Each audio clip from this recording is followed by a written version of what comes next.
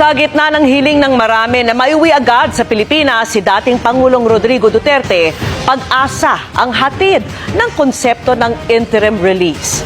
May mga kondisyon yan na dapat sundin ng gobyerno ng bansa kung saan palalayain ang nasasakdal. Pero tanong ng Malacanang, paano nila susundin ang mga kondisyon kung hindi kikilalanin ang jurisdiksyon ng ICC? Ang iba pang komplikasyon na may epekto rin sa mga Duterte sa pagtutok ni Ivan Mayrina.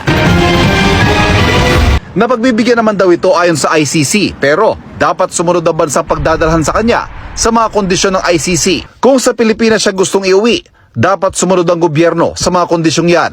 Pero ang problema, ayon sa Malacanang, does it mean that we have to recognize that ICC has jurisdiction over the Philippines?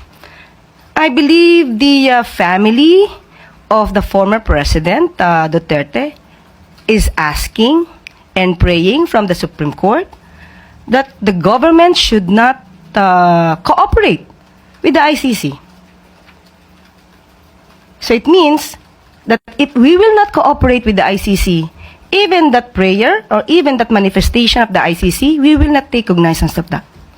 may ibang komplikasyon pa raw ang pakikipagtulungan sa ICC para sa hiling ng pansamantalang paglaya ng dating Pangulo.